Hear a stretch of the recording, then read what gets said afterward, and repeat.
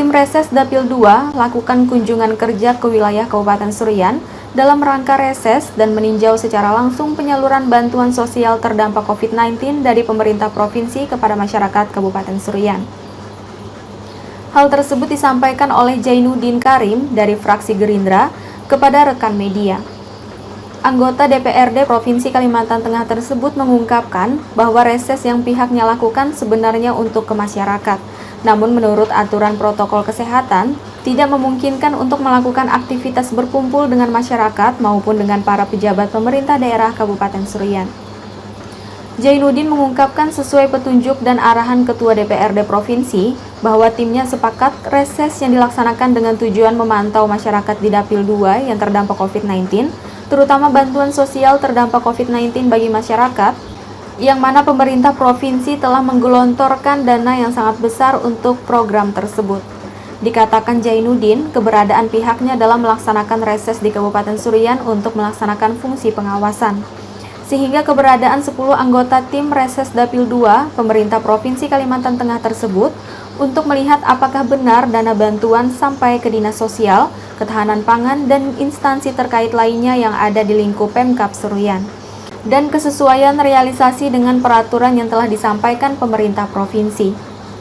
Jainuddin mengaku seperti di Kabupaten Seruyan yang mendapatkan bantuan sosial terdampak COVID-19 untuk 3.962 KK atau senilai 1.981 juta rupiah dalam waktu 3 hari berhasil terrealisasi bagi 302 KK senilai 151 juta rupiah atau terrealisasi 7,62%. Berdasarkan data yang disampaikan Dinas Sosial Kabupaten Seruyan ke pihaknya, 7,62% bantuan sosial yang terrealisasi tersebut ternyata belum efektif, karena beberapa kakak diketahui anggota keluarganya juga mendapatkan bantuan serupa atau jenis lainnya dari instansi yang berbeda. Diungkapkan Jainuddin bahwa Dinas Sosial Kabupaten Seruyan menyampaikan keinginan untuk memangkas data yang tumpang tindih sehingga hanya warga yang benar-benar memenuhi kriteria penerima bantuan yang akan merasakan manfaat dari bantuan tersebut. Adapun saat dikonfirmasi terkait penilaian teman-teman dari tim reses Dapil 2 pemerintah Provinsi Kalimantan Tengah terhadap penyaluran bantuan sosial terdampak COVID-19 dari Pemprov Kalteng, Jainuddin mengaku apa yang telah dilakukan oleh pelaksana pemerintah daerah, yakni instansi terkait, sudah luar biasa, yang mana dalam waktu 3 hari sudah mampu menyalurkan bantuan bagi 302 KK atau senilai 151 juta rupiah. Dan terkait pemangkasan data yang tumpang tindih yang akan dilakukan oleh Dinas Sosial Kabupaten Seruyan sangatlah penting, yang dikatakannya agar bantuan yang disalurkan pemerintah provinsi tidak sia-sia dan tentunya sesuai prosedur. Terima kasih. Assalamualaikum warahmatullahi wabarakatuh. Selamat siang. Kami anggota DPRD Provinsi Kalimantan Tengah dari Dapil 2 Kabupaten Kotim Seruyan mulai reses yaitu dari kemarin selama 8 hari. Di 2 kabupaten ini kami berkunjung baik di Kotim maupun di Seruyan, yaitu tujuan kami pertama karena ini adalah kita wabah COVID yang memang kita harus jeli dan tanggap serta pencegahan. Sebenarnya kami reses ini adalah untuk ke masyarakat, tapi karena aturan protokol kesehatan tidak mungkin kita untuk berkumpul dengan masyarakat maupun dengan pejabat-pejabat daerah lainnya di Kabupaten Kotim Seruyan.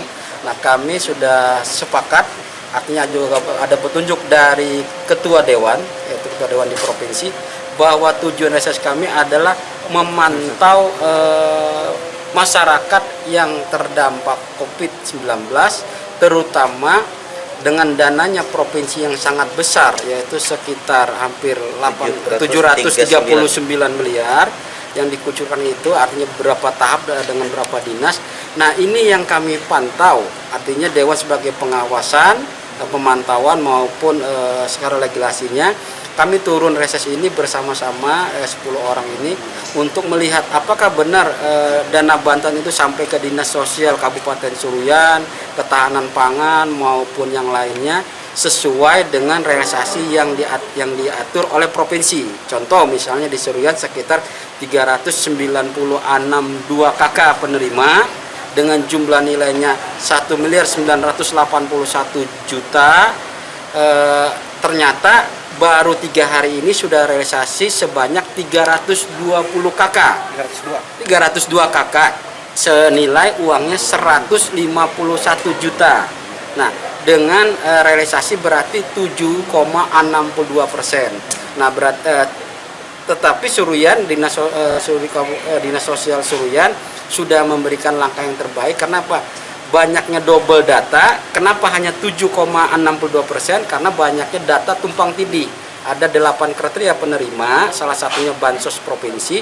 Nah, ternyata dari Bansos Provinsi ini yang mereka terrealisasi 7,62% karena sedikit ini, ternyata sudah dapat 7 bantuan yang tersebut tadi dari 8. Nah, makanya baru sekitar 7,62%. Nah, tetapi keterangan dari Pak Kadis tadi bahwa mereka ingin data-data yang double itu mereka pangkas supaya benar-benar penerima itu layak sesuai kriteria. Seperti itu.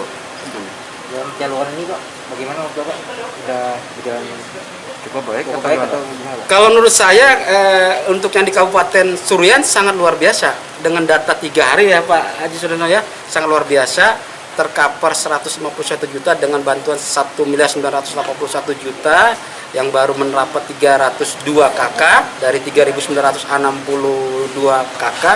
Berarti supaya apabila nanti terlaksana di 3.900 ini berarti kan tumpang tindih. Nah, dibenari oleh Dinas Sosial berarti kan bantuan provinsi ini tidak sia-sia, benar. Makanya biarpun dapatnya sedikit tapi sesuai prosedur, ini kami harapkan. Nah, mungkin nanti bisa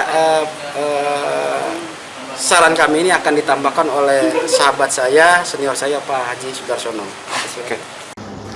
Anggota tim reses lainnya, yakni Haji Sudarsono, mantan Bupati Suruyan periode 2013-2018 yang kini menduduki salah satu kursi di DPRD Provinsi Kalimantan Tengah, yakni dari fraksi Partai Golkar, pada kesempatannya turut menyampaikan pandangan tim reses terkait kebijakan pemerintah provinsi dalam menentukan nominal dana bantuan yang menurut pihaknya semestinya mempertimbangkan masalah jarak. Pernyataan Sudarsono tersebut menjadi kritik bagi pemerintah Provinsi Kalimantan Tengah yang mengeluarkan kebijakan bantuan sosial terdampak COVID-19 adalah 500.000 per KK yang dianggap Sudarsono pukul rata. Selain itu, Sudarsono menilai karena banyaknya pintu masuk pengumpulan data penerima manfaat menjadikan data tumpang tindih.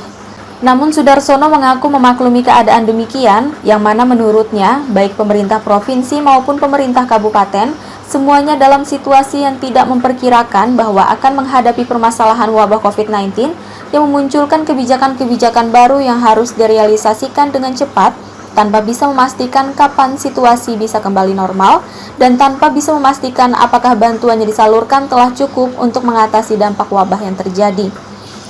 Pada kesempatannya, Sudarsono juga menyampaikan pentingnya prediksi dari pemerintah provinsi terhadap kemungkinan yang terjadi terkait wabah COVID-19 untuk memastikan kesiapan pemerintah provinsi dalam menghadapi segala kemungkinan yang terjadi. Sudarsono mengungkapkan, reses yang mereka laksanakan adalah untuk menggali masukan dari masyarakat dan pemerintah daerah untuk perbaikan-perbaikan di kemudian hari. Disampaikan Sudarsono, kalaupun ada kritikan dari pihaknya terhadap penyelenggaraan penyaluran bantuan sosial terdampak COVID-19 dari pemerintah provinsi, adanya keprihatinan terhadap masyarakat yang terdampak COVID-19. Sebelum mengakhiri keterangannya, Sudarsono mengungkapkan dirinya bersama anggota tim reses lainnya tidak hanya ke dinas-dinas yang menjadi penyelenggara atau pintu masuk data penerima manfaat bantuan sosial, namun pihaknya juga akan melaksanakan kunjungan ke Bangkalteng sebagai pihak yang menyalurkan dana kepada para penerima manfaat terkait bagaimana cara pihak Bangkalteng dalam mempertanggungjawabkan atau menjamin uang yang disalurkan sampai kepada penerima manfaat dengan tepat sasaran. Bantuan tadi melalui Bangkalteng. Tadi kan ada menurut Bapak jarak yang antar kecamatan. Ada margin yang harus diperhatikan. Mungkin ada jalan keluarnya Pak?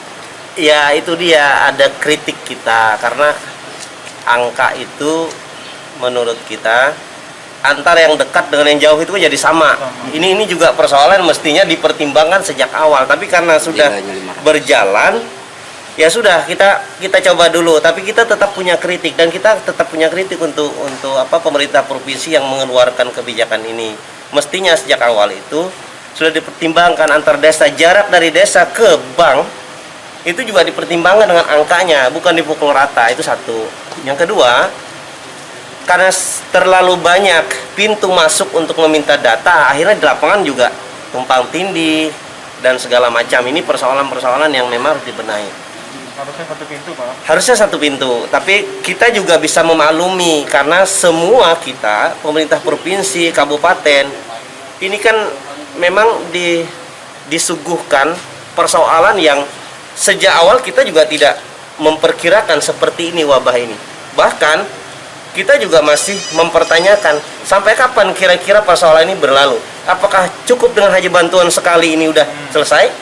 Ini juga kita akan pertanyakan juga dengan pemerintah provinsi. Apakah ada prediksi kemudian harus berapa bulan lagi?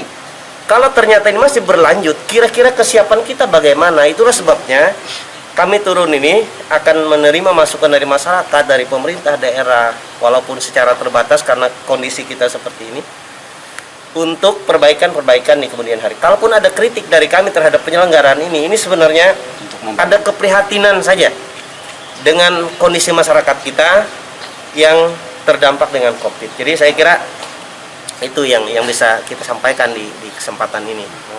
Jadi bukan hanya ke dinas sosial dan beberapa dinas yang lain, tapi juga Bank Kalteng juga kita akan bertanya bagaimana cara mereka mempertanggungjawabkan uang yang begitu besar ini sehingga sampai dan tepat sasaran kepada masyarakat ini.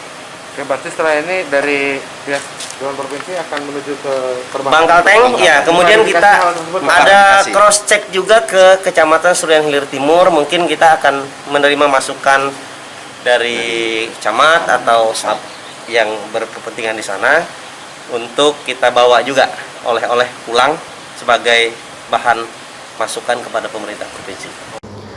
Hal serupa disampaikan Jainuddin saat kembali menambahkan keterangannya kepada rekan wartawan. Yang dikatakan Jainuddin bahwa reses yang dilakukan bertujuan untuk perbaikan bagi Pemprov Kalimantan Tengah. Jainuddin menilai program bantuan yang dilaksanakan oleh pemerintah provinsi untuk mengatasi dampak COVID-19 sangatlah bagus, namun masih memiliki banyak kelemahan, diantaranya data yang tumpang tindih. Disampaikannya, bantuan yang disalurkan tentunya diharapkan tepat sasaran. Yang ditekankannya, jangan sampai yang layak mendapatkan bantuan malah tidak mendapatkan haknya. Jainuddin mengaku berharap dana bantuan yang sangat besar dari pemerintah Provinsi Kalimantan Tengah benar-benar sangat bermanfaat bagi seluruh masyarakat Kalimantan Tengah yang terdampak COVID-19. Tujuannya untuk perbaikan, artinya Provinsi Kalimantan Tengah, artinya ada hal yang kurang-kurang. Nah, kami masuk ke lapangan, turun ke lapangan, ada hal yang kurang. Nah, ini yang kami sampaikan nanti di forum paripurna kami hasil reses ini, bahwa memang kelemahannya, bantuannya sangat bagus, tapi kelemahan bantuannya masih banyak kelemahan. Nah, ini yang harus kita sampaikan, baik melalui dinas sosial maupun dinas lainnya, termasuk kepada pemerintahan provinsi, agar dana yang tersalurkan sangat besar ini benar-benar sangat bermanfaat bagi masyarakat seluruh Kalimantan Tengah yang terdampak COVID. Terima kasih. kelemahannya itu berupa pendataan tadi, Pak, ya? Yang jelas data double. Tadi disampaikan oleh Pak Kadis Dinas Sosial bahwa double artinya satu keluarga ada 4 penerima. Artinya dari kakaknya itu misalnya istrinya menerima dari dinas sosial, suaminya menerima dari dinas pertanian, habis itu anaknya menerima dari dinas ketahanan pangan, dan selanjutnya ada dinas pariwisata. Nah, inilah yang hanya double. Sementara dana ini semua dari provinsi. Jangan sampai ini terjadi. Artinya apa? 4 ini dapat bantuan sangat besar, ternyata ada orang yang benar tidak mampu, di stempel pelangnya yang terdampak COVID tapi tidak dapat. Nah, ini yang kita turun ke lapangan resesnya. Terima kasih. Dari Kuala Pembuang, Kabupaten Surian, Tim Liputan Info Surian melaporkan.